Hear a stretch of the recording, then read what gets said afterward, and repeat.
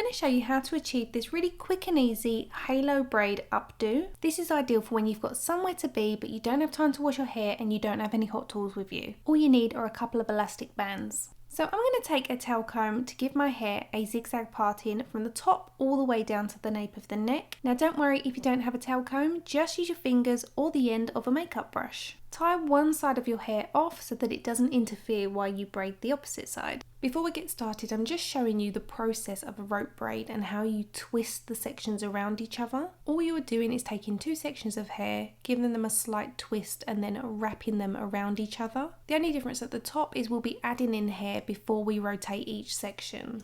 I'm going to show you two different ways to feed the hair when doing the rope braid. The process is the same, but it's just the placement of the hair. To start with, we're going to take two sections of hair at the very top, place the front section over the top of the back section so they swap places, and continue to twist them so that the bottom section now becomes the top section. We're now going to take a new section of hair from the parting all the way down to the hairline, and I'm going to add that to the top section of hair. It makes no difference if you add it to the top or bottom, but whatever way you decide to do it, you must continue that throughout the entire braid. And then on the opposite side of my head, I will do this by adding it to the bottom section just to show you there's no difference in the braid. The bottom section is now going to come over the top of the back section, so they rotate. Grab a new section of hair from the parting all the way down to the hairline. You can see here that I'm actually holding the bottom section between my forefinger and thumb, and the middle section is actually pinned between my forefinger and middle finger. This is so it frees up my other hand to gather a new section of hair. And it's this top section that we are adding hair to. So slide that new section between our top fingers. We're then going to twist that underneath the front section of hair, which then goes up and over.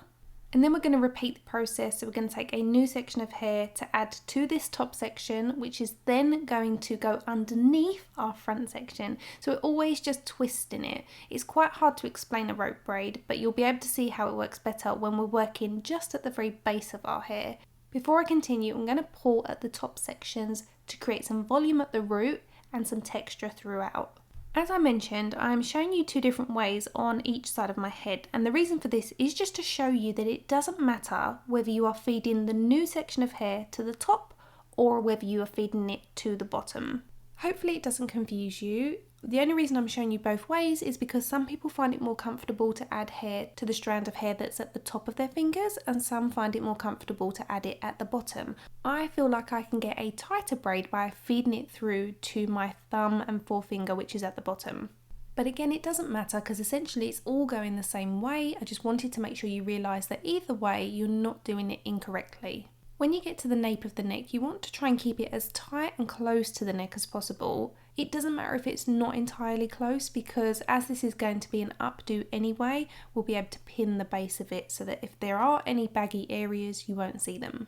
As this is a halo braid, we want it to look kind of boho, so it's really important not to keep it too tight all the way around the head. That's why I'm going in and pulling out areas around the braid itself and around the root to create more texture. So essentially the structure is nice and tight so it doesn't fall apart, but you're creating loose tendrils around it, if that makes sense. So we're not going to lose the structure of the braid, but we are going to create more volume and texture. So now we've got no more hair to add into the braid itself. We're just going to continue to twist both sections and wrap them around one another until we get all the way down to the bottom. One tip I have is not to twist it all the way down to the bottom before you start pulling at the hair, because it will be tightly wrapped. You'll find it harder to pull looser sections around the outer edge, and you might cause a little bit of damage to your hair if you're pulling and it's not moving. You might snap it, so just make sure you do it as you go, therefore you won't damage your hair. Once you reach the bottom, just tie it off with a clear elastic band. So we're going to repeat the same process on the opposite side of our head, and you can start to see now why the zigzag parting works really well, because it adds a beautiful finish to the parting but also much more volume and texture. So taking our two sections, we're taking the front section over the back section and doing a forward twist so that they swap positions. I'm now going to take a new section of hair, and this time I'm adding it to my forefinger and thumb at the base. For me, I feel like I can hold the braid tighter by adding hair in at the bottom, but it's again just down to personal preference. It will take some getting used to if you're new to this, that you hold both sections in one hand, but they are separated between your fingers so that you can use your opposite hand to gather a new section of hair to add in. I hope that makes sense. It's quite difficult to explain. You can see here that I'm actually holding the bottom section between my forefinger and thumb, and the middle section is actually pinned between my forefinger and middle finger. This is so it frees up my other hand to gather a new section of hair. And it's this bottom section that I'm adding hair to. You can see I slide it between my fingers and then grasp it so then I can take the top section from my middle finger with my other hand to twist them. Whereas on the opposite side of my head, I showed you the exact same method, but you were adding hair to the top section rather than the bottom. So as I described, when you take your new section, you slide it between your fingers so that you can pin it in place. I was sliding it between my forefinger and middle finger, whereas with this side of my head, I'm sliding it between my forefinger and thumb. As you get towards the nape of your neck, a lot of people tend to pull the hair outwards so they can see what they're doing, but you really do need to keep it as close to the nape of your neck as possible so that you don't end up with a baggy section at the back.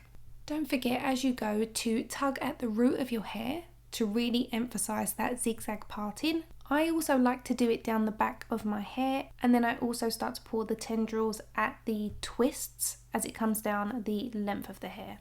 I've explained this when I've done Dutch braids and French braids. You want to pull at the outer edging, not the centre. If you pull the centre, the braid will just start to become very, very loose. As we are going for a bit more of a stylish, more modern boho kind of vibe, you want to pull some loose strands around the face just to give it a very lived-in finish.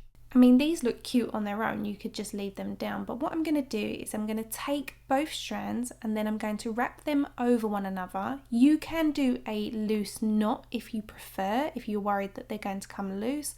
I'm literally keeping it in its simplest form for you, and I'm wrapping them around each other in a circle like you would with a very loose bun, and then I'm going to secure the edging with some U-shaped pins. You can also use bobby pins. If you need to reposition it, it's super simple, just pull it upwards and then pin it in place.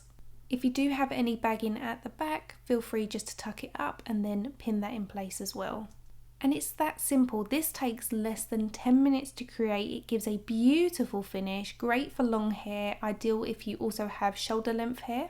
I hope you've enjoyed this super simple halo rope braid updo.